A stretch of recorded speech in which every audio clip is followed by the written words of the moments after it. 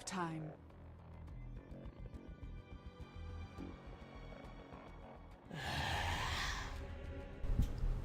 Ladies and gentlemen, welcome back to Cevo, Season number 6 on Must Be Revolution 5. I will be joined very shortly by Reinessa Dota, of course, who will be gracing us with her presence tonight. Archaea is off to bed. Rupture, I believe, is still asleep. So we're going to get over Reinessa, who I don't know if she's casted in a while. Oh, when you're back. She'll be back with us in just a moment. And it's going to be Leviathan up against eHug. The Cevo match of the century, basically. As both of these teams are sitting right at the top. Of course, the join Dota odds for these matches are currently 92% for eHug, 7% for Leviathan, of course. And of course, we do very much appreciate everyone coming out for this.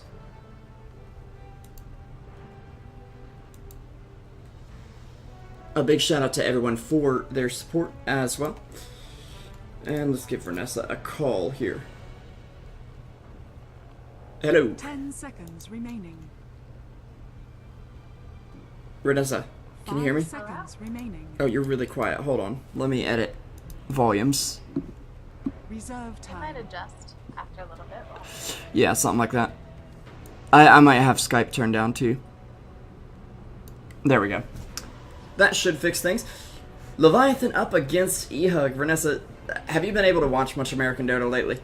I really haven't caught any, to be honest. So I am very much out of the loop on the scene. So other than playing a few pubs with some MJW, that's about all my exposure to the American scene at the moment. Well, I mean, hey, it's better than nothing. Leviathan, though, picking up what's currently the pick of the week. It's Troll Warlord coming out for them and Lion on the side of eHug. So those are kind of your two meta-defining heroes. Kind of surprised we don't see an Axe picked up against either of these two teams, but eHug definitely have to ban out the Jenkins Pudge. And Leviathan, of course, getting rid of Troll Warlord and Venge, the other two popular picks of the moment. 5 seconds remaining. Yeah, now well, I haven't been watching a lot of the American Dota. I mean, I caught Star Ladder, and saw some of the picks there. So actually, the Void surprises me a little bit. So Yeah. I haven't really seen it picked up nearly as much now that they've upped the mana cost on his Chrono. But I will have to leave it to you to fill me in on what's pretty standard for these teams now. He's been picked up from time to time. They're not picking him up constantly, but he's definitely a pocket pick, and I'd expect some kind of strat with this. Also, the fact that he has a bash means that he's very good alongside Troll Warlord, naturally. We did see him get picked up this afternoon by 470 of Boreal, but they did lose, so that was unfortunate. I'll have to see if Leviathan can make it work out for them this time.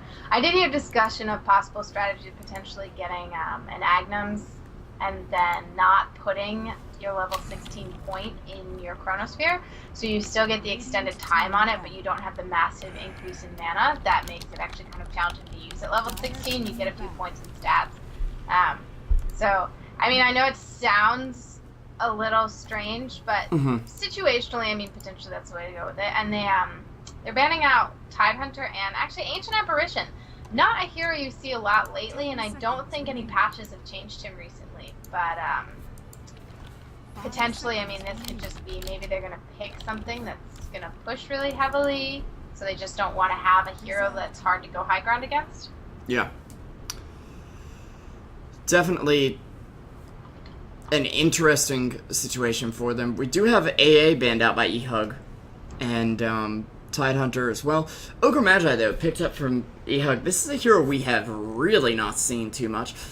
He's made a bit more of an impact recently, but I don't think he's in a great spot right now, to be honest.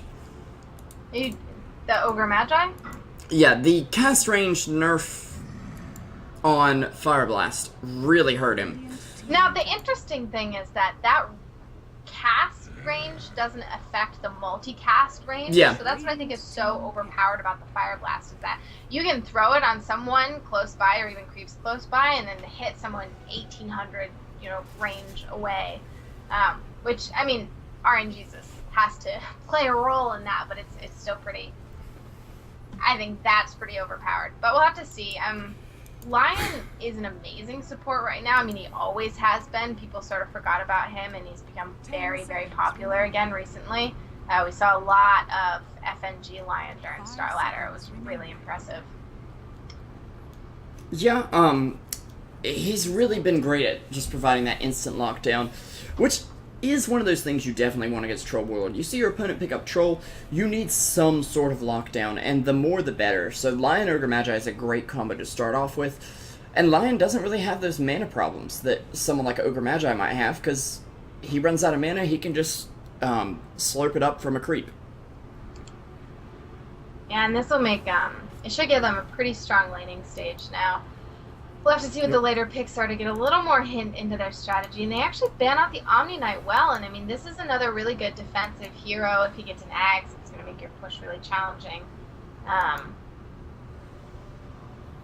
But it is interesting to see an Omni banned out. To me, that seems like they have a specific strategy. And they pick up a Dazzle as well. So do you think this is potentially... I mean, one of these players is a core. So carry Dazzle, mid... ganking Lion, off-lane Ogre. There's a lot of possibilities here. Yeah, I think Ogre is your most likely possibility. I want to say it was eHug who ran it the other night in Cevo. I'm going to try to go in, like, JDL, or actually, let's go to Dota Buff and check. Because I remember there being a core Ogre. I couldn't tell you exactly who it was, but... eHug.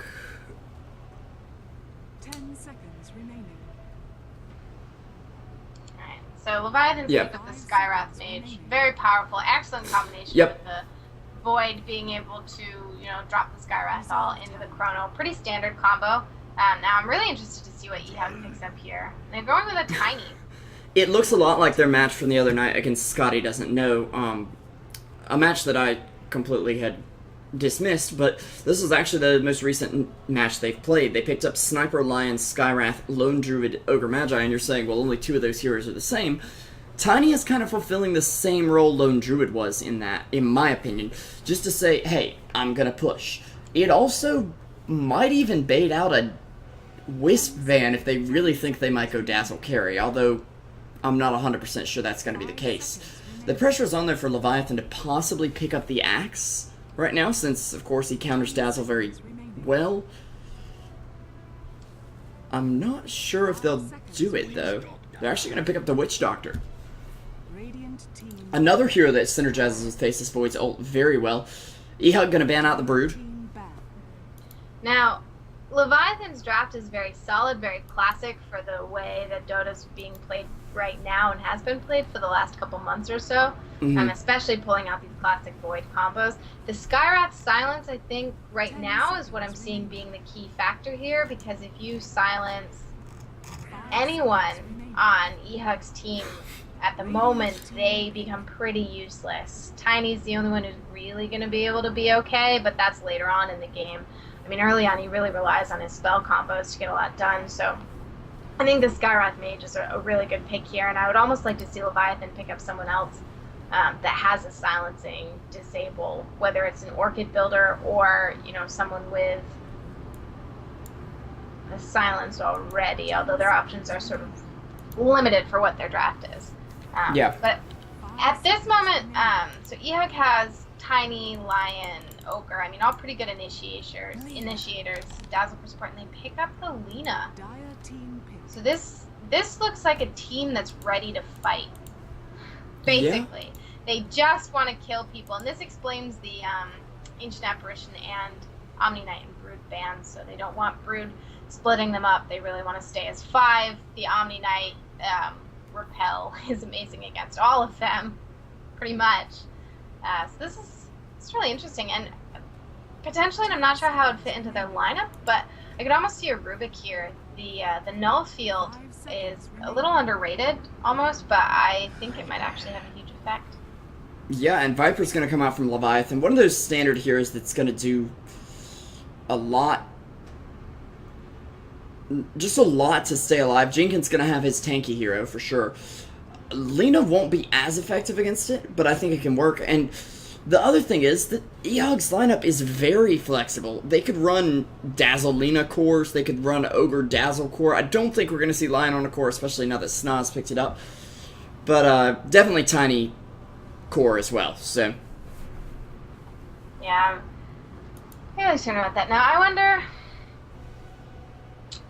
I honestly hope that they don't run dual lanes. I sort of hope that they stick someone in the off lane for some levels and have a really aggressive tri-lane that gets some kills, but this will be interesting to see how they choose to play this, because if eHug doesn't execute really well, I think Leviathan has a much easier to execute draft, the more standard style of play, and they have a lot more options as far as their strengths throughout the different game stages, whereas eHug's going to be very strong early and then they'll start to drop off unless they can ensure Tiny just a massive lead. They'll have a hard time if they fall behind here. Yep, we're going to see them smoking up right now. Again, a huge thank you to everyone who is coming out to the channel. We're just getting started with TrueSight TV, but we're already seeing lots of support, and that's extremely encouraging, and we really appreciate that. Of course, I'm SP Revolution 5, joined by Reinessa, and let's go ahead and introduce our team. Smoked up into the bottom jungle, it's going to be Shredder Dota on the Faceless Void, Flying Zebra on the Witch Doctor. New Sham Dota will be under Skywrath Mage. Shibby will be playing the Troll Warlord, and Jenkins Dota doesn't get his hands on the Fat Man tonight. It'll be the Viper for him instead. Alrighty, and over on the side for eHug, we've got Hyeri playing the Tiny. And if I say any of these wrong, let me know, because again, eHug's not a team that I've had a lot of time with lately. We've got SNA playing our Dazzle. Lion, who currently is up towards the offlane, being played by Lust. Lina, so looking going in the mid lane is Infinity. And last we've got MJW on the Ogre Magi. So he potentially could also, they could be running dual lanes, running Lion over top, which is okay. They actually have both the wards here, oddly enough. Viper and Lion picking up your bounty runes early on in the game here, so should be pretty interesting.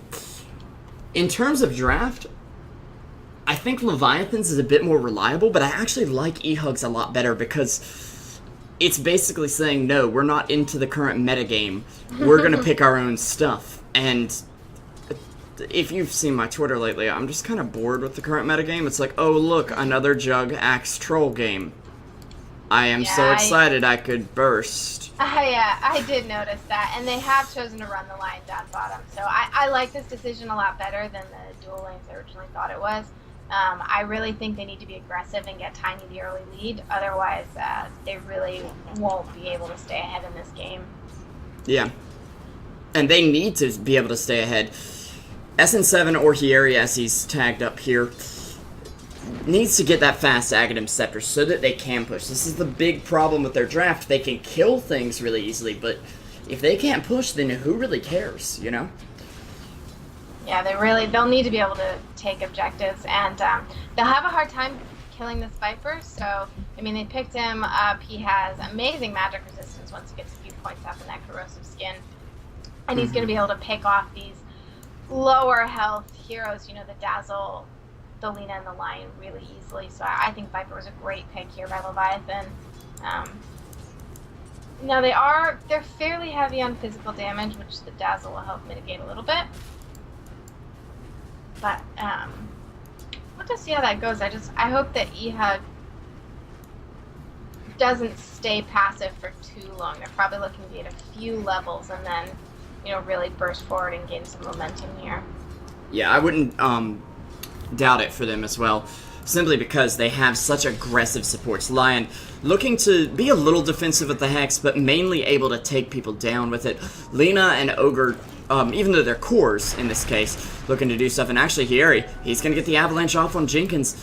It's not enough damage though, just level 2 on that. He'll be down to half his mana right now and not going to be able to finish Jenkins off. Jenkins without a point in the corrosive skin, just tanking up already with the Belt of Giant Strength or whatever. And actually, it's going to be Infinity who gets first blood against your Troll Warlord on the mid lane, despite the fact that Nusham came in here for a rotation. It's not going to be enough to save him. Nusham is sitting on 800 gold, though. Now he's got boots and smoke on the Cruise. Okay, So they want to yeah. rotate the Skyrath around and make sure, and they lose Viper on the bottom lane. Dazzle forced to Grave, but excellent trade for them. That's how they really want this these lanes to be going. I mean, this is really nice. They've managed to pick off the Viper and the Witch Doctor here down bottom, giving them a really good lead. And especially running this tri-lane versus dual lane, they want to make sure they stay up on levels. Now, Lion going to suicide for a quick trip back home, I think. Yeah, I'd assume so. Infinity does get silenced mid lane as he's trying to take down Shibby. Not enough to do it, though. Is going for the same build right now that we saw from Boreal this afternoon. No, it wasn't Boreal. It was against Boreal, against the Faceless Void as well, and it did very well. There weren't backtracks on the ulti, although Void only put 1 point in backtrack, I believe, throughout the entire game. But maxing out the Dragon Slave, leaving the Lightstrike Array level 1, and then he maxed Fiery Soul before Lightstrike Array. I personally just like the build in general, simply because Lightstrike Array is unreliable. Yeah, and most of the it's time. not that good. So if you manage to hit it, great. You get a stun, you get a little bit of damage. If you don't hit it and you have a maxed Fiery Soul, then you're still getting something out of it, just out of casting it. Yeah, and actually, there's the Avalanche coming through from Tiny. A toss as well, and they're going to take down Shibby yet again. They know who the big hero is here, and they're going ahead and shutting him down. And this is a really early rotation for what would be a farming Tiny. So Yeah. you're not looking to farm him in a strict role. I mean, they want to be aggressive. And now SNA is going to get some really nice levels on the Dazzle. This will give him a little boost. And that's really important on a Dazzle to be able to get the heal and the Shallow Grave up with how aggressive eHug's planning on being. Yeah, and speaking of their aggression, they take down Nusham up top on the Skyrath.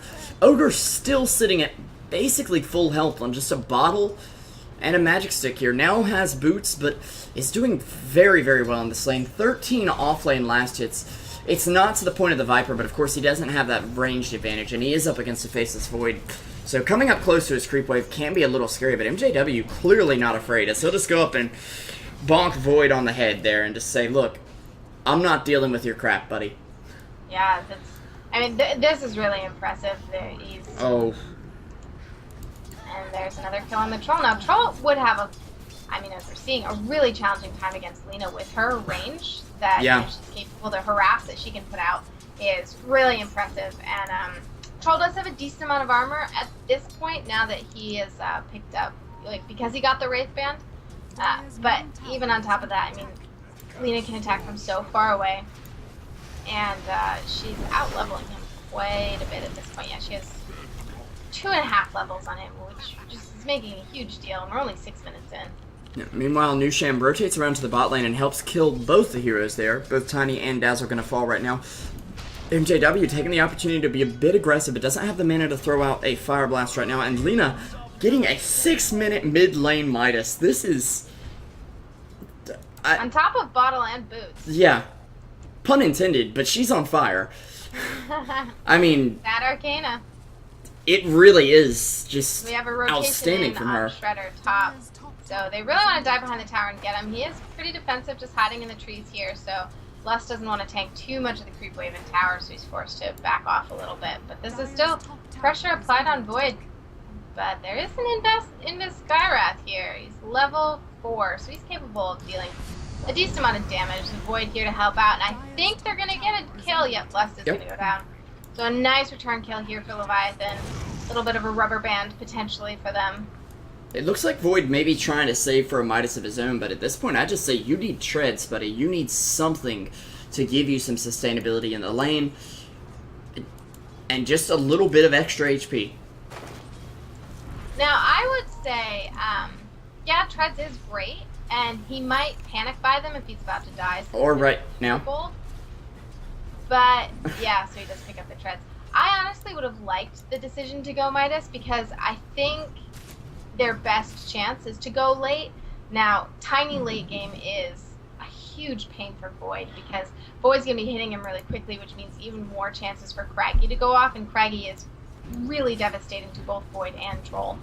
But the other 4 heroes on the team, into the late game, I mean, Viper, Troll, Void, even Witch Doctor are going to be superior. So picking up a Midas and ensuring that they're going to get farm, even if their map control is taken away, could be really powerful for this Void. In addition to that, I mean, he does get some attack speed.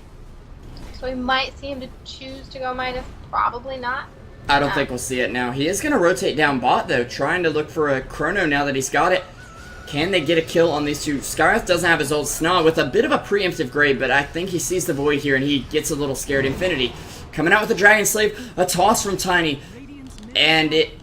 Okay, he threw it at Shredder, never mind. If he'd thrown that at Nusham, he would have finished him off. There's a clear of the trees by Tiny there, but not going to catch anything else. Nusham throws out an Arcane Bolt, but Shredder in a little bit of trouble here. Infinity going to be able to stun him and try to run here. Hex out on the Faceless Void. Infinity got to move fast, buddy, but Lions there with the Earth Spike to interrupt Shibby. The Haste Rune not going to be enough to chase down Alina, and it looks like eHug are going to get away with no casualties, but the same for Leviathan. And there were a lot of things they spent there, but hold that thought. Shibby, he's trying to move around. He's going to come out whirling axes online. Takes out the Dazzle in just one swing of the big old axe there. That was very close for Infinity, so that was really nice teamwork between SNA, you know, with the Earth Spike and then Infinity's Light Strike Array to help him get out of there. And it's a really good thing he didn't die. He's worth quite a bit of money at this point. And of course, the longer he doesn't die, the more he's worth. But Radiant's middle tower is under attack. I think at this point, like, if he's going to die, he should hope he gets picked off by some solo support and doesn't throw that huge gold bonus to the Troll or the Void. That could be fairly devastating. And you can stretch the rubber band, but if you let it go gently, it's much better than having it snap, like if a carry gets the kill, and it's also split among all 5 heroes in a 5-man gank. So, you can definitely look at it from that angle. There's an urn up on Ogre Magi up top. There'll be a TP back in from the Faceless Void. No Chrono available, though, so I don't think he'll jump on good old MJW here, who is surprisingly starved for farm. Last time we saw this hero, they actually ran it an aggressive tri-lane. This time they've gone for a little bit more of a dual-lane roaming support duo approach. But it has meant that SN7 has gotten much better farm than he previously needed. And they're going to jump Jenkins. The Hex comes out. Avalanche as well. A toss forward, but it's interrupted by the Earth Spike. He'll get an ult off on Tiny. But Tiny's just going to shrug it off. Yeah, it's a little annoying, but he has a full bottle. So I don't think he's going to mind too much. He's going to use those charges anyway to get his mana back up. Yeah, and going for the power treads as well. Definitely your best item pickup for Tiny, unless you are really thinking you won't need attack speed. Yeah, unless you're serving solely as an initiator. Getting those treads is just ensuring that you can actually get some points and grow and still hit someone once a year, at least. Within the next hour, Tiny will attack. Maybe. Potentially happen. Now they're trying to get some levels. The Witch Doctor almost level 6.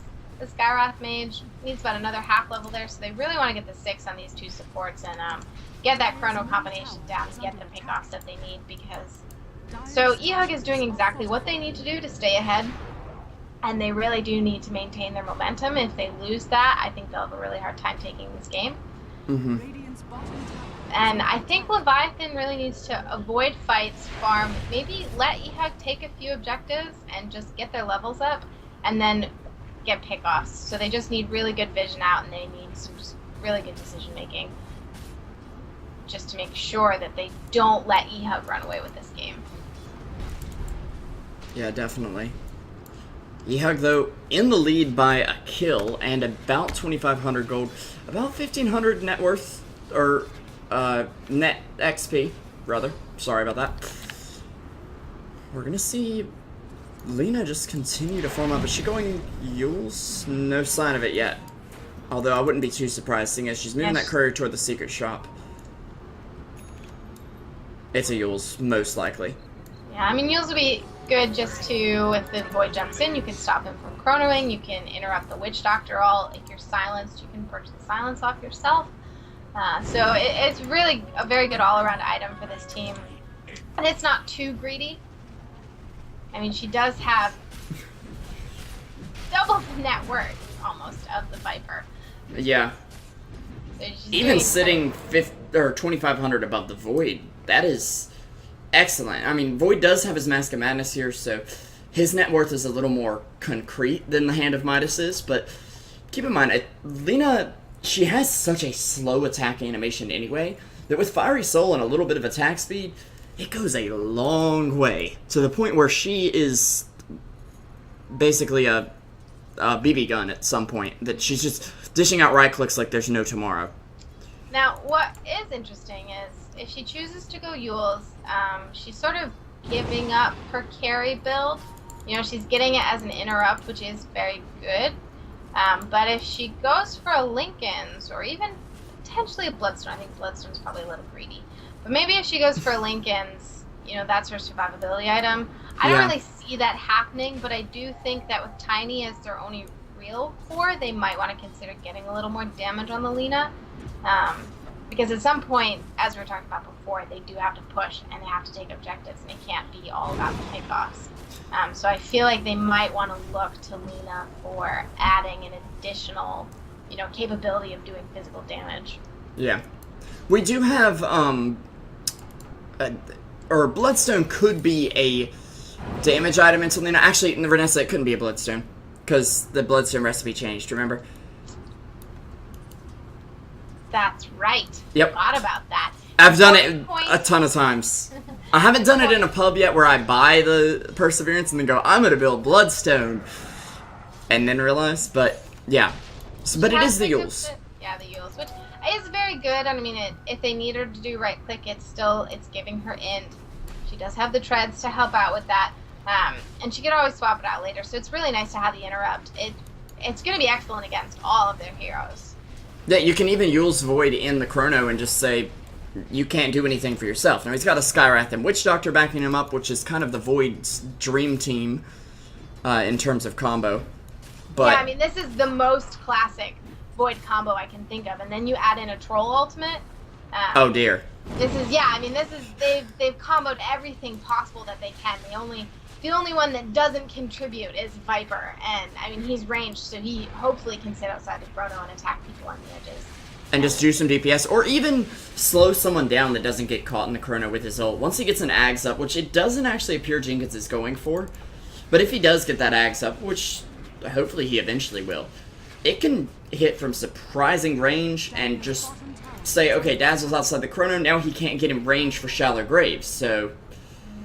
Now, I do like this Viper's decision to go for the, just obviously, pipe as quickly as possible. Now, you have a Void building damage, you have a Troll who's building into damage, so you want, and the reason they chose this Viper was to handle the aggression coming out from eHug with all their magic damage. So you get an early pipe, and the Viper becomes incredibly tanky. Most of the damage on eHug is magical, and it also helps your team become tanky against these, you know, nuking heroes. So I love this decision from Leviathan. And they're doing what they need to do. They need to sit back, get some farm, avoid any big fights. And eHug are starting to stall a little. They are still farming remarkably well. So Tiny has managed to pass the Void and the Troll and farm, whereas they were beating him before. And Lena continues to grow now. I believe she's the only one with the Midas in the game, so she's going to just maintain this advantage throughout the game. Yeah, unless we see one picked up very late, which I'm pretty sure Leviathan are not looking to do. eHug could, potentially, but they don't want to take the game that late anyway. Tiny is going straight for the Axe. He's about 800 to go on that right now. We've got Lion sitting on some kind of random items, a Null Talisman, a Sentry Ward, somebody's branch that he found, so he can't get items of his own, so he's picking up items of his allies. And Dazzle, of course, picking up the Medallion. Ogre is not finding much of anything, though. Yeah, after that early stage, he hasn't found a lot of farm, but he also hasn't died. So I'm not sure what he'll end up saving for. I mean, I don't think we'll see an Agnums. I don't think it's regarded as being super amazing just because of the mana that it uses. We'll have to see what they do now. Flying Zebra in a lot of trouble here because Ogre is dishing out a ton of damage. He's level 10, and there in comes Infinity to finish off the Witch Doctor. Yeah. So, and I don't think we've seen Witch Doctor have a chance to ult yet, so they managed to get level 6 on their supports, and they've sort of avoided fighting. And eHug is just, they really want to get more pickoffs and get some more objectives. It's surprising they've only managed to get one tower with the kill lead that they've gotten. Yeah.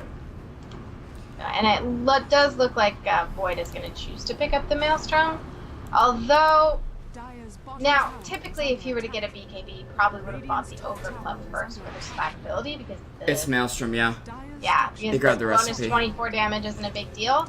And as a Void, you don't want to go BKB, but look at this team from eHug. Is BKB really so horrible of a choice? Yeah. Infinity, though, we were really off on our prediction for him. He's gone for a Blink Dagger, so looking to maybe play the initiation role a little bit. I wouldn't be one that wanted to blink in on this team in most scenarios, but he is going to get a lot of damage from his passive, as well as the fact that Ogre has Bloodlust, and that's going to help a lot. He's practically gone Race Car Lina without even meaning to, with 465 move speed at its peak, and that's without Bloodlust, so we get an extra 16% on top of that once Ogre finishes leveling up. Ogre, unfortunately, has just now hit level 11, 18 minutes in. It's better than some Ogres would be, but definitely not where he wants to be. Well, now, so their offlaner was Void, basically, because the Skywrath was roaming quite a bit. And Void has also just hit 11, and he's actually been doing a lot of solo farming. Yeah. So that's not too bad of a relationship here. Now, they are going to get Roche very easily with Troll and TD on the Troll in addition to that. So Void will pick up the Aegis, so he'll have the option to jump in, Chrono, maybe pick someone off, then die to all the nukes, and then once eHug are out of those nukes, they might have a harder time, but to be honest, Lina, Ogre, Lion Dazzle, Tiny, I mean, these are all fairly short cooldowns, so they're capable of taking longer fights. Whereas really for Leviathan, their fights are going to be a lot shorter. They're going to want to cast, Troll out, Chrono, Spy, Witch Doctor, etc. They're going to wombo combo it, and then they're going to want to back off. They've got that 7-second window of when Viper's slow is going to go on and when the Troll ult goes on. Like, you can see, they're not just walking up this tower and saying, pop the Troll ult, go! They have to kind of feel out if eHug are ready to engage or not. But meanwhile, Dazzle takes down a tower all of his own, and he'll have 1,300 gold up on himself. Tiny now sitting on an Ags and 1,700 in the bank. These heroes on eHug are fat and happy. I mean, Lena's figure may look a bit slender right now, but underneath, we know what that skirt's hiding. She's fat on the inside. All she can think about are Oreos right now. Speaking of which, all I can think about are Oreos, but Viper get hit with the Light Strike Array, the multicast ×3, the ulti spin out from Infinity, and MJW can't quite close the distance here. He'll get the kill with the burn damage, but was just waddling forward just to make sure. Viper dies. I mean, did you see the effect of that magic resistance? So he's got this hit. Yeah. He's got 4 points in corrosive spin. Alina ult, like, nearly tickled him. Did you see that from Lena? She just threw out the Dragon Slave because she was coming through anyway, wanted to move speed from her Fiery Soul, so she stole a little bit of Tiny's farm there. That's okay. She did almost. Yeah. She was very low there. Now it looks like she's gonna go for the Ags. Now, correct me if I'm wrong. When you get the Ags, does it make it pure damage or does it just make it pure spell immunity? It makes it completely pure damage. The E-Blade on Lena is dead. Viper is going to be very upset by this Agnes because, and anyone, so that. And keep in mind, that means Pipe won't block it either, because Pipe only blocks magic damage, if I'm correct. Yeah, so Void has finished out the Maelstrom. And now what? Okay, and now he is choosing to go BKB. So he wanted to get the Maelstrom early, I guess, to speed up his farm, and we know how good attack speed is on Void. He has a very short chrono. He wants to be able to take someone off in there. And now he's going to choose to go for the BKB. I think it's very necessary. I honestly, if eHug were being a little more aggressive, I'd say he needed the BKB sooner. But eHug is afraid of Leviathan. Leviathan haven't used their ultimate combo yet. So eHug hasn't seen whether or not they're able to execute it. So it's almost like this unknown. It's It's kind of like how you would watch those Navi games and Puppy would never use Black Hole, and its fear of Black Hole is greater than Black Hole itself. Yeah. And I almost feel like that's what we're seeing, and I'm not sure if eHug's waiting for their next items, or if they're just not quite sure they're ready to fight yet. They need to get sure soon, though, because otherwise we're not going to see much progression come out. Lust is still not making his way to Blink Dagger, and the big way he's going to do that is by getting in a fight, throwing out the finger, and taking someone down quickly. Sna, he actually might be going Atos, or... This is going to sound a little crazy, okay, but he could actually be going Crimson Guard.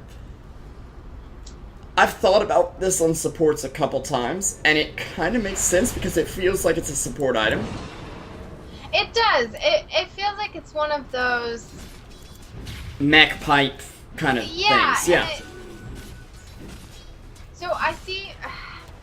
I don't see exactly what Atos would do for them. I mean, I guess it keeps them from being kited around too much, but you have Poison Touch from Dazzle, you have a lot of disables, you've got a Blink Dagger up on the Lena, so let's see. Now You it is don't really need it. Okay. But, so I mean, it's a good ability too, but... The cast range is insane, but the Crimson Guard would be interesting against, you know, a Void and a Troll. They do need some armor, but then again, Dazzle can't just drop his ult, so maybe Crimson Guard is a little redundant for him. Yeah. Now their positioning up here is very interesting. So they've got a Oh no, Ogre, no! You could... They're just gonna have Lena sneak up on him, but Lena has been spotted now. Void will actually dodge the Light Strike Array. He'll get stunned up anyway. Infinity going down. There's the Witch Doctor ulti. The bouncing cast coming through. And not one, but three. Shredder Dota taking down the triple kill right now, as they're gonna try to make a split push bot. Tiny does have enough for a Manta right now, but he's going to be on the run now, getting slowed down by Viper. This is the point where I would just TP out. Yeah, he actually just... The jukes coming through, and Lust, it's an ambush as Shredder, or Nusham, excuse me, gets taken down. Jenkins Soda now hexed up and hurting bad. He's going to be on the run. The strategy from eHug here was brilliant. Unfortunately, it's not working out too well. I wouldn't have spent the Lion ult just on the Skywrath, but I do understand you need to get him out of the fight quickly, otherwise he's going to silence you. So... Yeah, I mean, it was a nice pickoff for them, but they did lose two. They lost both of their towers, outer tier towers, on their top lane, and they didn't manage to take the tower bottom lane. They didn't get the kill on the Viper. Had they gotten the kill on the Viper, you know, maybe... a little more what they're going for, but we saw Leviathan execute that wombo combo perfectly, and it's honestly, it's not a hard one to pull off. You, as long as Void drops a chrono on someone, and Witch Doctor gets his cast off, it's very hard for eHug to fight this. I mean, Dazzle wasn't able to cast a single spell, so there was no Shallow Grave. He couldn't even drop an ult for armor to help with the physical damage that was coming out. Yeah. So very well played by Leviathan, and eHug, they were being careful for a reason, and now I think that had Tiny and Lion been there for that fight, it would have gone very differently because of the additional disables they had there. But keep in mind, they wouldn't have gotten the not solo, but duo XP for them on the bot lane that they did get, so it's kind of a 50-50 scenario, you know? Yeah, that's Tiny. it would have been better for them had they managed to get this tower. At least get a little more damage on this tower. What is Tiny building? He's got 5,000 gold in the bank. There's a Hyperstone picked up by the courier as well. So Yeah, I'm this assuming is- it's going to be AC. For the For everything. for Tiny. So no, I mean, AC would be really good. Like, as we said, the Witch Doctor ult, the Troll, the Void. I mean, armor is going to be a really good way for eHug to transition their squishy, low damage, low physical damage team into the later game and to keep them relevant. Especially against this high physical damage team, because even Witch Doctor and Skywrath are going to start hitting hard with Troll ult active. Now, did you see the pickup on the Troll Warlord? He chose to go for BKB and Blink. Or not, yeah, sorry, Blink Dagger. It has BKB. This has been rising in popularity, believe it or not. Well, Blink Dagger, ever since they removed the mana cost, I mean, has been an absolutely amazing item. And if you don't need your physical damage that much, which, I mean, with the Void and the Viper, the Tricore that they're running, they don't need all of them to have all of the damage. I think this is really good because it's going to let him jump in and blind. And it's also just going to help him. Honestly, I think it's less for initiation and more for I want to live. So if Alina blinks in, the troll can blink out. I think it's more of the plan. And so if the Void wants to chrono, troll can reposition himself very quickly and able to contribute damage to the heroes that have been chronoed or around the chrono as well.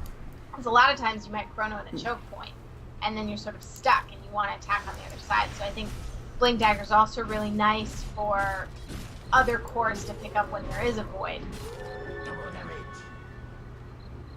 But Lina and Tiny are still climbing on the net worth, pulling ahead.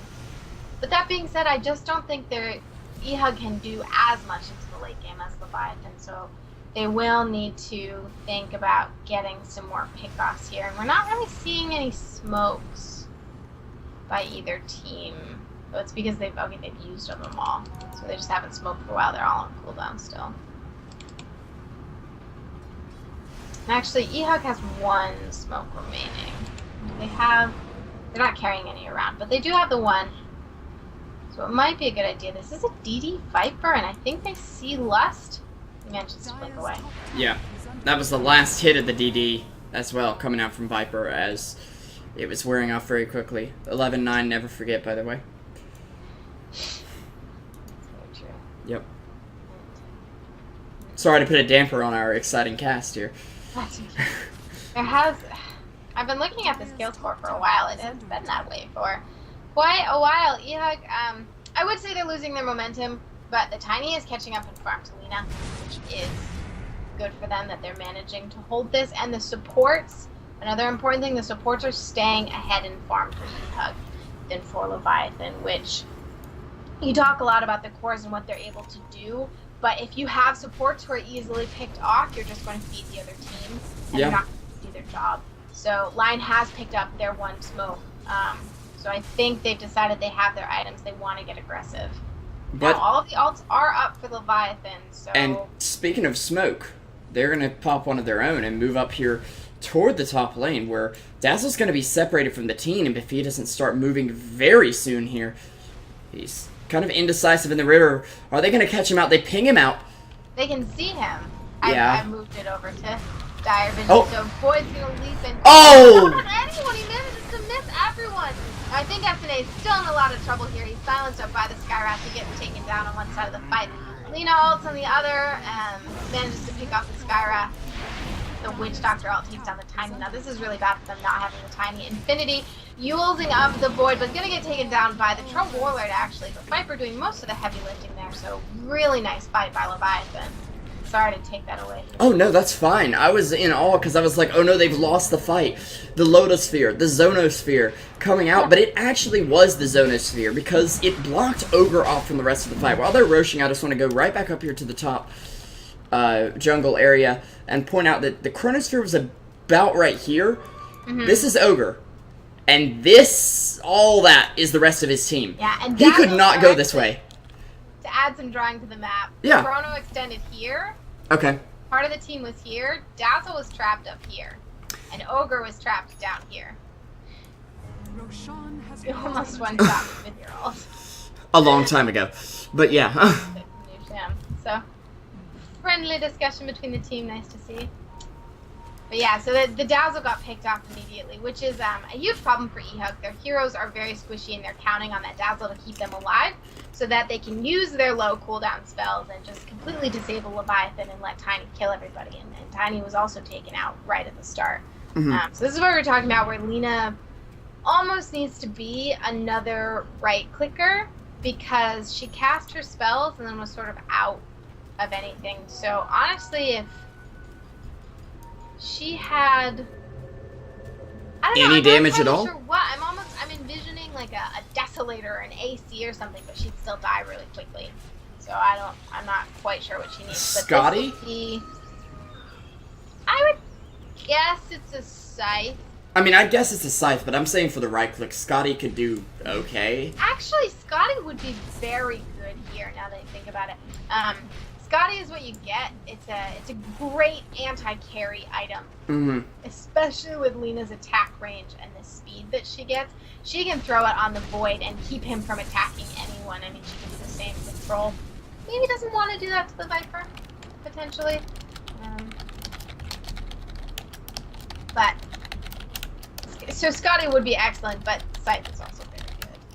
And again, Scythe is another great anti-carry option, and it'll give her her in so that she can hit a little bit harder as well.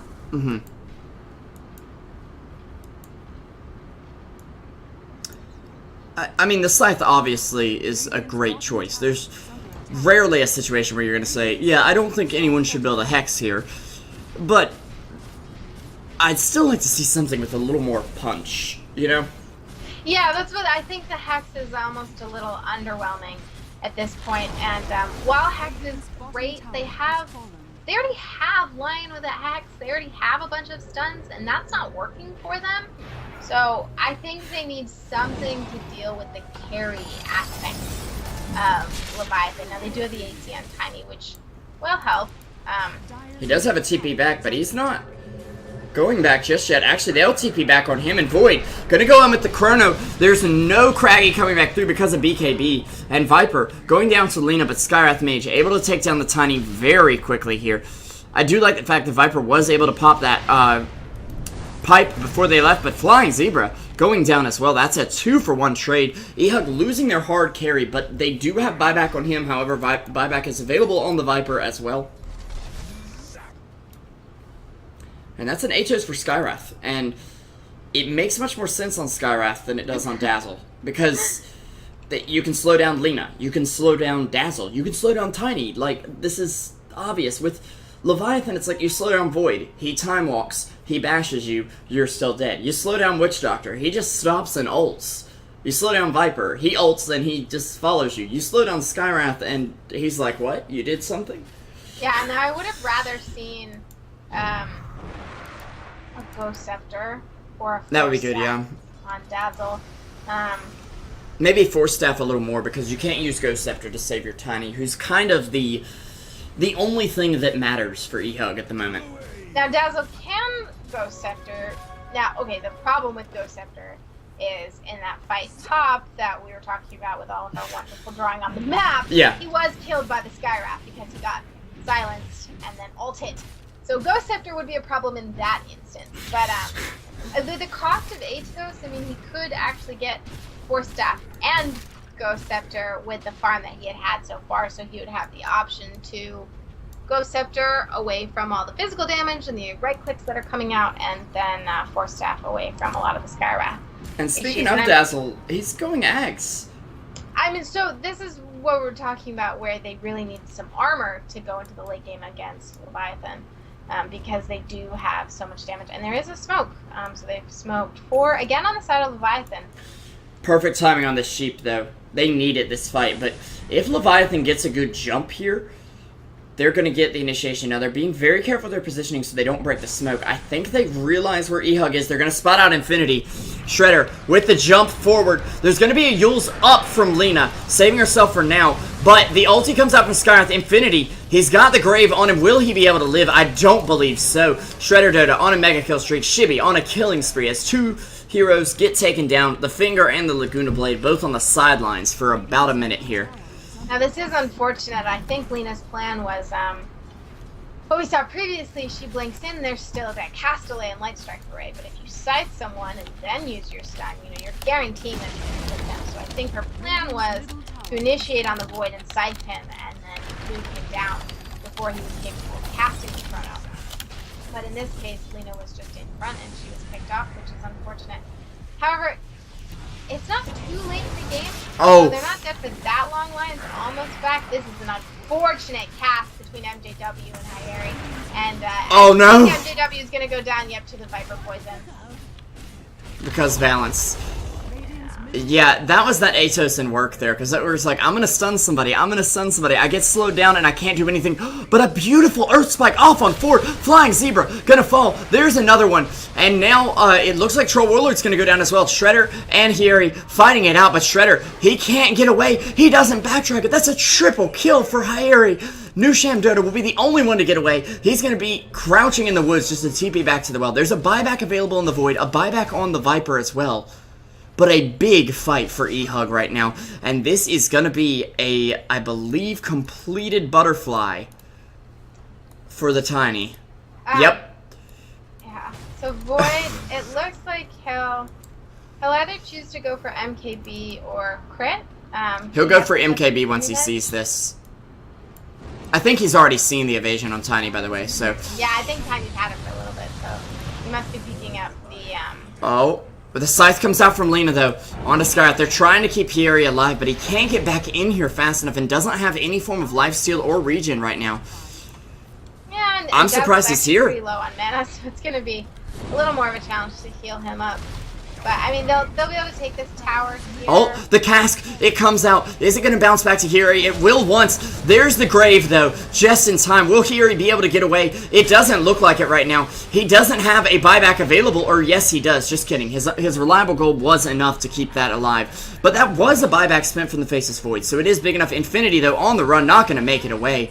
Too many irons in the fire as Skyrock Mage takes him down. Shredder now shredding apart the... Sna, and I believe a ward as well there.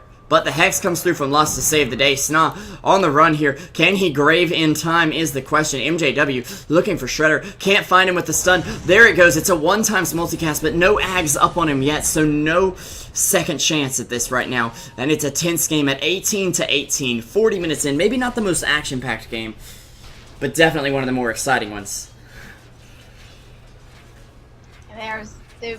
They've reached the point in the game, I mean, both teams have the items that they want, and at this point we're at an execution stage. Now, eHug is still out farming Leviathan quite well, but the difference is that eHug has one less core, and one of the cores that they have is quite so core-esque, unfortunately. Mm-hmm. And they do have a smoke on their courier, so I'd like to see them be aggressive with that. They need to wait for Tiny and Lena, though, for sure. Tiny just got a big, big item in that butterfly, and it's going to matter a lot. But if he's dead, it's not going to matter at all. Yeah, so they've put the Aegis up on Shredder. So again, Void of the second life. Now, I thought that was a cheese. It was. Troll has it. Troll, am I not? Okay, I wasn't seeing it. I pulled up the items.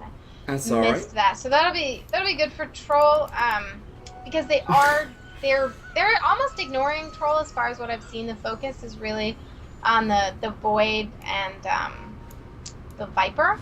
Not to mention his own allies kind of are ignoring him too. Like, you got your ult off, you've done your job, now go die. We don't care. Yeah, Which, that's Troll. it seems harsh, but it's not that bad. Yeah, I mean, he's got the BKB, he's got the Sanj and Yasha, a little bit of lifesteal. He's got a tiny amount of survivability, and he just kind of wants to exist. He wants to throw out that blind. That blind is overpowered. It's also, the AoE is bigger than you think. It's bigger than what the axes show, which is a little misleading. So that's another thing that's very, very good. So I'm interested to see the graphs and how they're doing. There's been no massive lead gained. I mean, eHug has managed to stay slightly ahead in experience and gold. For pretty much the whole game, but it's really been a very even game. Mm-hmm. We never even broke 10k. Hmm? We never even broke 10k in 40 minutes, which is very close and actually quite refreshing compared to some of the games I've been casting lately. And I honestly think that's working out on eHug's behalf. Yeah. Because if they had gotten so far ahead, and then Leviathan got the few pickoffs that they did, we would have seen this crazy rubber band mechanic, and Leviathan would have gotten completely overfarmed. Hold that for thought, though, Reinessa. I think we have a base race about to happen. Here he's going to get to the tower. There is no Glyphal available for the Dire, and we will see Viper going ahead and TPing back, but nobody else just yet. Troll Warlord gets fingered, gets hit with a lot, but he's going to just go ahead and She's back up here. He TP's back in to his doom as he TP's right into the chrono. He does have a buyback available, and I'm pretty sure, yep, we will see it spent right now. Dazzle, he already put down the ult, but it has, I believe, worn off of most of them at the moment. Ogre Magi now with a double damage room, but not hitting too hard. Still 200 gold out from that Aghanim Scepter. They're looking for something, and they might just find Flying Zebra. The 4 times multicast coming on through. There's a cast out. Lion to throw forward, and they will take him down. So that's a 2-for-0 trade, if you don't count Hierry's buyback. But they did get a good scratch on this bot tower. Singen's sitting on 150 HP right now. Mid-racks are exposed. This is the time for eHug to push. Troll has a buyback. Void does not, but has an Aegis as well. Viper will have buyback, I believe. I don't see why not. Void doesn't have a chrono for another 50 seconds. I think that's the most important point. Now, when Witch Doctor's up, his ultimate will be back up. Wait. Always up. Void has brown boots at the moment. I'm confused, to say the least. Here he gets slowed. His treads and he's going to pick up boots and traps. I guess so, but it seems iffy at this point. I wouldn't sell your treads just yet, especially when that attack speed is doing so much for you. Jenkins will get bursted by the Laguna Blade. Hierry still standing with half health here. There'll be a buyback from the Viper, but Shredder, his Aegis down. Now it looks like Hierry's going to go down, but Sna, he's there with the Grave. They'll at least get Nushim. Can they find another? No, they can't. Tiny down for the count. It's not a tiny death here. It's a pretty big one as Shredder Dota finds himself yet another triple kill. Lina and Skywrath both buying back into the game. 22-22. All we need is a 3 in front of both of those, and things would be just perfect right now. Can you imagine a game that went to 322 kills, and then there were 322 kills on the other side? I don't ever want to see that game. What if the clock said 3 hours 22 minutes as well? It wouldn't like Gaben descend from the sky. There's no way you couldn't get that many kills. Also, in case anybody missed it, Revo did say they got a kill on Tiny. That's not a tiny kill at all. Yes. If you notice the TrueSight TV information below, my title is currently Resident Pun Master and Mega Fear. So. Now they get their revenge racks. It looks like they're probably going to be able to take these bottom ones too. Now this is what Leviathan needs. There's still another 40 seconds on Tiny. That's almost up though. Without their Tiny, they really don't have a lot to go in, and on top of that, Chrono is up. The Witch Doctor only has another 10 seconds to cool down. Troll, Viper, they've got their Wombo combo pretty much up and ready, fully charged, ready to go. So that here's my question. Also, Void did not sell it. He did. Okay. The whole Aegis. And very early grave here from SNA. Just want to make sure the Ogre stays alive, and they do pick off the Void here, which is actually really important. Viper looks like he's going to fall as well. Lina trying to pick off... Sorry. No, Void will have buyback here. It's 5 seconds to go. There we go. Yeah, so they team wipe though. 5-man team wipe. And Hierry not taking a scratch. Yeah, Hierry wasn't even there for that fight. I'm pretty sure that was all just really excellent execution by eHug, and I think overconfidence by Leviathan, because they used the Witch Doctor ult.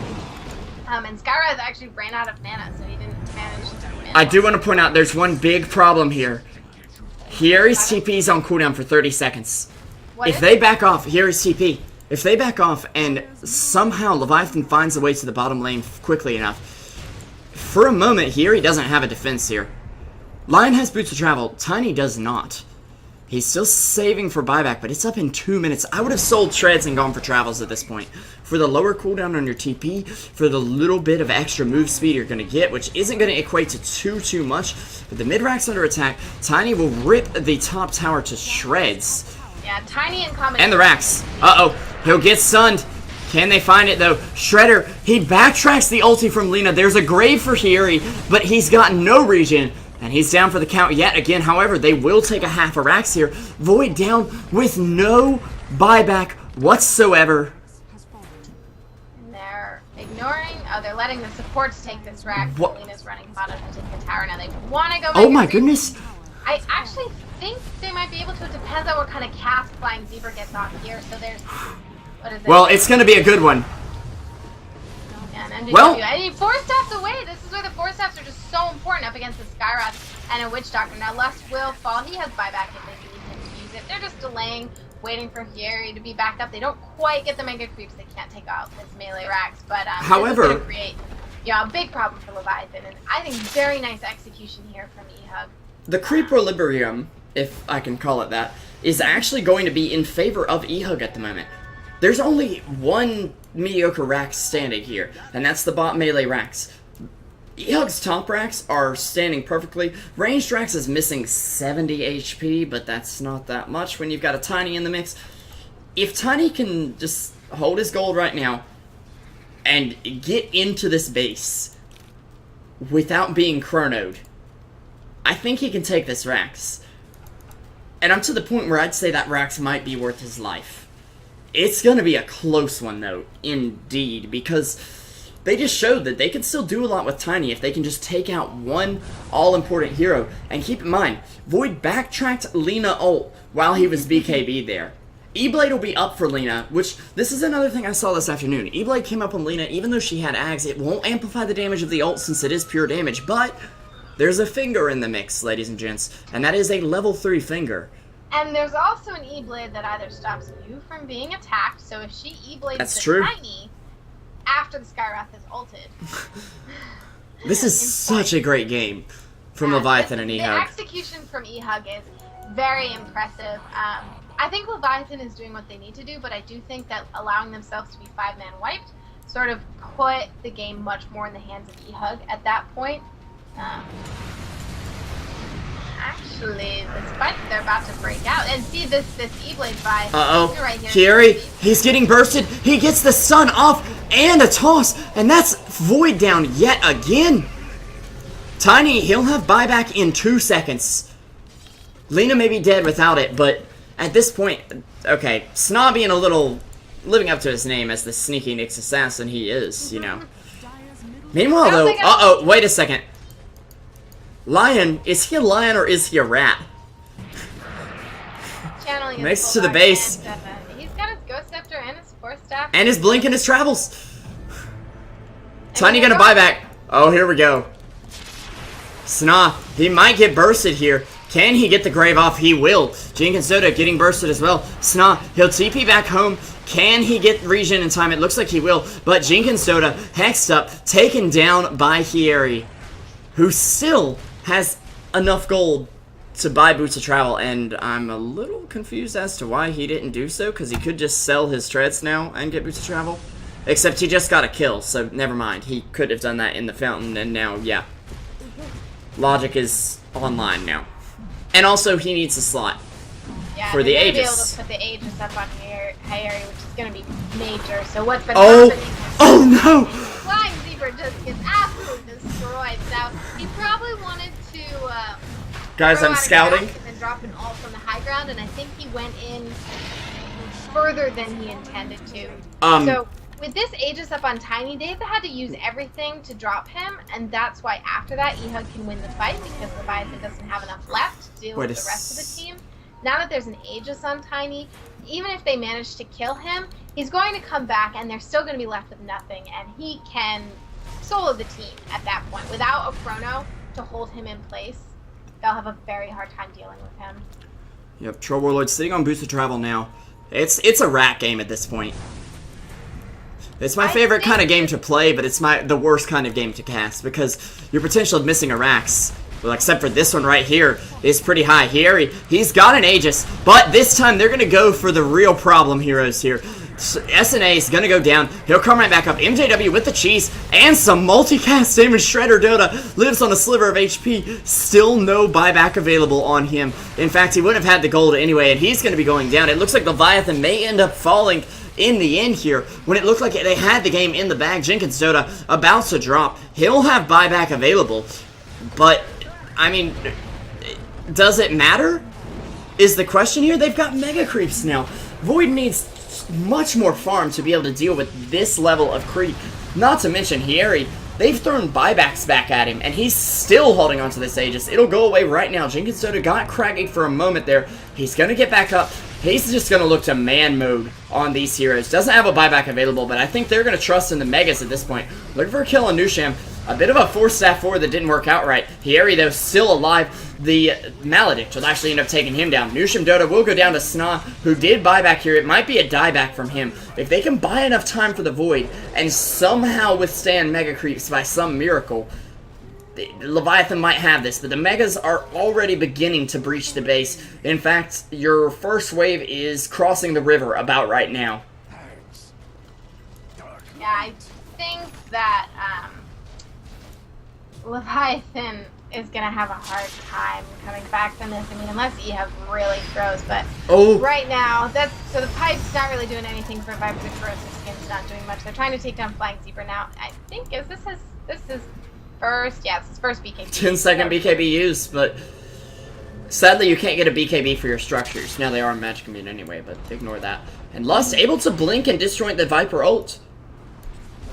Yeah. But Jenkins, he may be able to ult, but it won't stop the creeps from hitting him hard. And while he's very tanky against magic damage, he's got a decent amount of HP regen. He's going to be forced to pick up a Maelstrom, and probably the Mjolnir as well right now, just to withstand the Megas and counter push against them. They are grasping at straws here, Reinessa. There's a Scotty in the works for Troll, but that won't give him the AoE. This is the point where you're looking at like late game Battle Fury to possibly come back. Yeah, now the Mjolnir on Void will be pretty helpful, and he can throw the shield over on someone else to help them on, you know, another lane of creeps, but they really don't have a way to deal with the Tiny, honestly. I mean, he can push so fast with that AC, and they don't have, you know, anything to help them out. And they've got to burst him down. Ban by eHug was just brilliant, because Omni Knight would be a real struggle for them right now, because they're basically just relying on Tiny to burst down everything so quickly, and if Omni had an Ags at this moment, it would have been Press really R hard. win games. Press R win game, basically, with Omni there. Yeah, pretty much. And then early on, I mean, it would have been a free BKB for everyone with his repel. It's a shame Omni doesn't get picked up much anymore, except by Wheel and other similar things. Yeah, it's just, I think it's more of Omni Knight doesn't have like a very clear place that you can put him.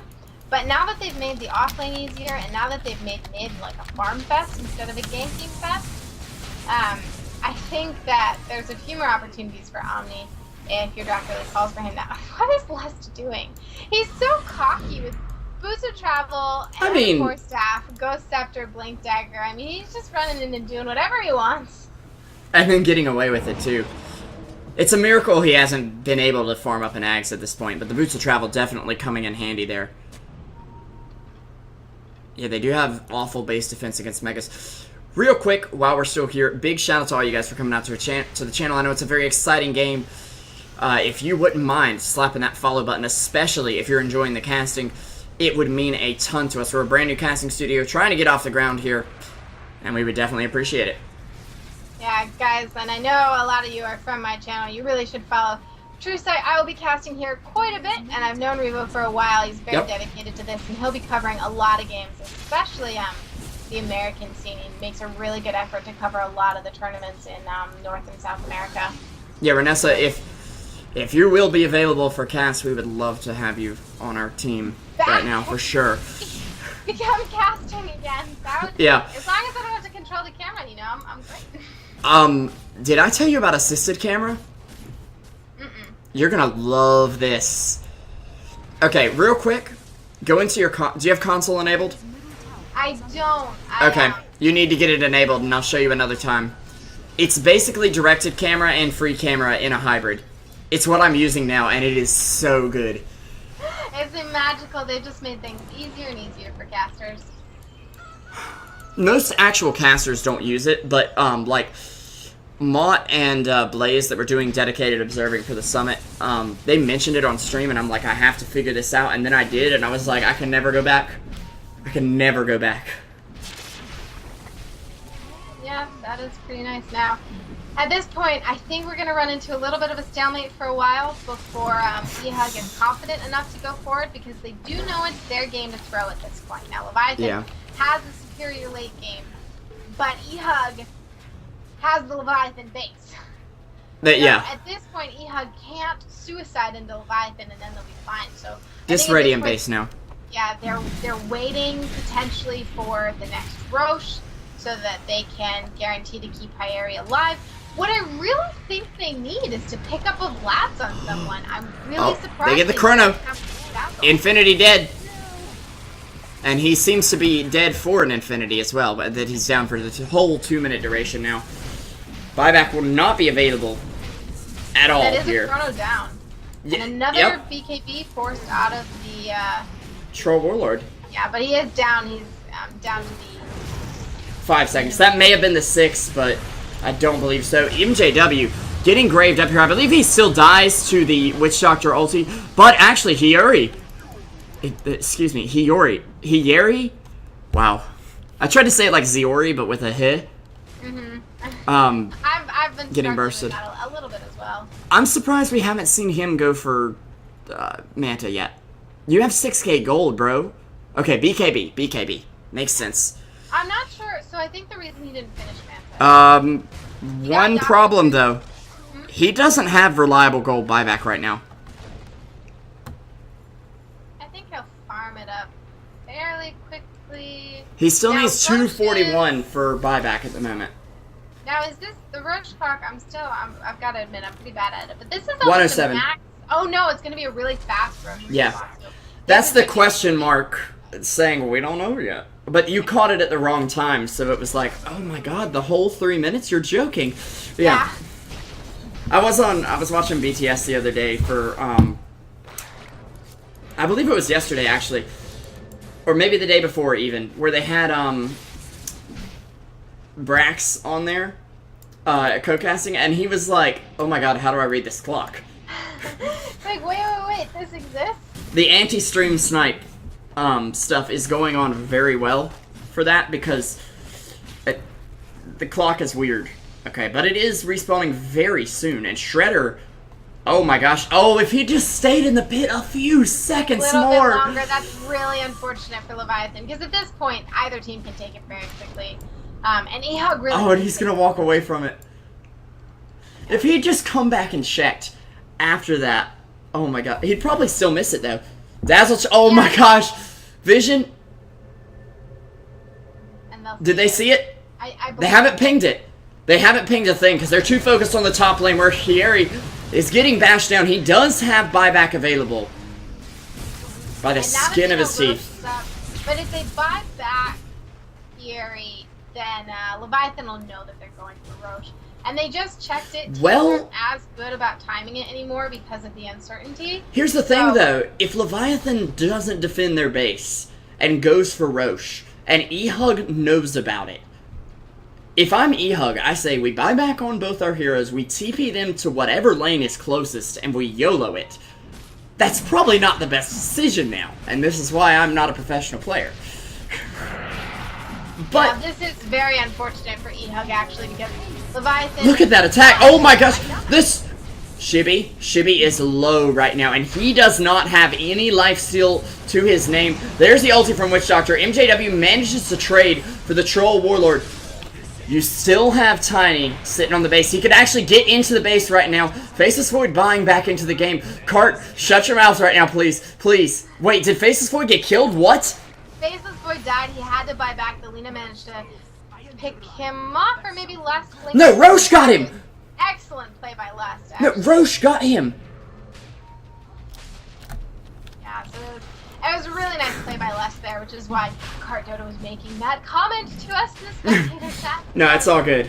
That was amusing. Viper having a really hard time against these creeps. Oh my goodness. To try and deal with them, he really can't, and he's actually pretty much dying to these creeps. I mean, if Lust, which Lust is, I mean, he's running in. This is where Jenkins is cursing the gods for making him so good at Pudge that they have to respect Bandit, because extra stacks of Flesh Heap right now would be a nice thing to have, I have to say.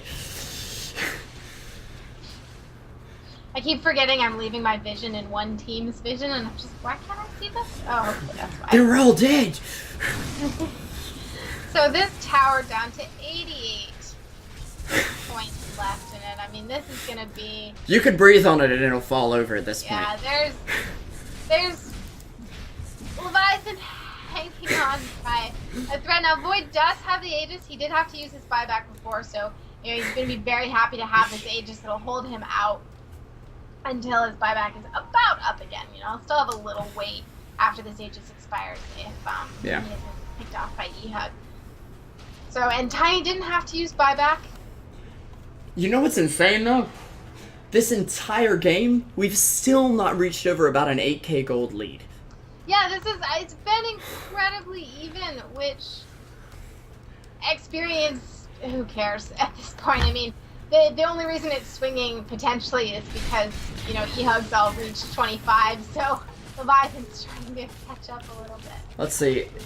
Yeah, the only people not on the map are, well, not on the map that are 25 are Skyrat, Lion, Witch Doctor, and Dazzle, which makes perfect sense because they're the supports, but it's a tense atmosphere for these heroes right now. Net worth-wise, you definitely see eHug in the lead, but I mean, Lena is useful in terms of net worth, but she's hesitant about laying down her utility items in terms of picking up some serious DPS. I'd really like to see a Deso right now, in contrast to the Blink Dagger. That's kind of my personal qualm. Yeah, but I do think that, I mean, we've seen it on the Lion, these Blink, Force Staff, Ghost Scepter, etc., and the Force Staff on the Ogre, so I think this Blink Dagger on Lena is still kind of necessary because they really need to pick off on someone on Leviathan. If Witch Doctor gets that ult off uninterrupted, if Skyrath is able to cast uninterrupted, it's chaos. Sit in the back, yeah, wow. It's a massive problem. And that's why I also really like these Maelstrom. It's not chaos, Reinessa, it's chaos. Oh, goodness. Now what is... So I'm still really surprised that we have... Oh, no, there is a Vlad's pickup on the Ogre. Okay. Uh-oh. They're going to try to jump Tiny. He gets the stun off, though, and he will BKB. Oh, no, Shredder. One right click will do the job. Can he get Hieri? He will. He's actually going to go down. He's got buyback up, but Infinity, he's still graved here. Stunned up. Shibidota turning around on Lust, and he's going to try to jump in, but the Ghost Scepter taking him down. A little bit of a miss on the whirling axis there. Finger comes out right back at you, Shibby. Lust looking at the finger. There was a cheese spin. I'm really not sure who on as the grave comes out on Snot. Flying Zebra. Taking him down as Dazzle goes down as well. Buyback back on the Skyrath Mage. Infinity getting hit hard by Shredder, but the multicast coming in on Shredder. The Hex to save Infinity. The Force Staff forward. Is it enough? It might just be. Shredder's Aegis going down. No buyback available on the Shredder himself. And actually, here comes the big man. He was a little guy, but now he's gotten a lot bigger. Tiny entering the fight. There's your ulti from Infinity, and at this point it's kind of a kill steal, but it doesn't matter because this is securing their win. There is no buyback on the Faceless Void, no buyback on anyone from Leviathan aside from the two heroes who are still alive. And that 88 health tower, it's already fallen right now. Hieri, he's going to throw out the stun. Jenkins getting bursted. The multicast coming out. It's the 4 times. RNGesus is strong in this one, and good game gonna be called by Shredder Dota. What a game, boys! This was, yeah, very well played by eHug. Probably went a little longer than what they were going for, but it's still, remarkably well played. And just fun game to watch, very well balanced. It's been a long time since I've seen a game that balance, that even, that back and forth. So nice fights by both of them. I just think really nice momentum by eHug and just very good decision making and sense of timing. Cardona's like, oh hi. Reinessa, just randomly showing up. Only been here for about an hour. Yeah, what a game. Cartdota put it very well there. I think that's the best way to put it because you can't just say, well, eHug won. They're the best. Leviathan are scrubs, played badly. No, they really both put it together very nicely, and I have to say that's one of the best games of Dota I have seen in a long time, despite the fact that, I mean, maybe Leviathan had the nail in their coffin for quite a while toward the end of the game. Keep in mind, they were in control of that game, at least it felt like to the average observer. It felt like they were pretty strong at that most. at that point, but it fell apart. I'm sorry, my voice is falling apart. I couldn't breathe for that last team fight. But Reinessa, it was a pleasure having you. Hope to get to cast with you some more soon. And, of course, everybody in the chat, make sure you go out and follow at Reinessa Dota on Twitter, at SBRevolution5 on Twitter, and, of course, at TrueSight TV. We've got about 50 followers. I'm trying to plan, like, a giveaway when we get to, like, 200 or something. That's a little on down the road. Anyways, it really does a lot to help us out. Every time you throw out the follow, every time you hit a button to like, share, retweet, whatever, it helps us so much. So we really appreciate that. And yeah, Reinessa, any shoutouts before you go? I guess just you know, keep watching, guys. Thanks for you know, this was my first cast in a couple months, so I was happy to be back. What a game to come back to. Having me, yeah, it was a great cast. I really enjoyed it. So I hope to see you guys in chat again soon. Alright, and with that, we'll call it a night. This is TrueSight TV signing off. Thank you so much for watching.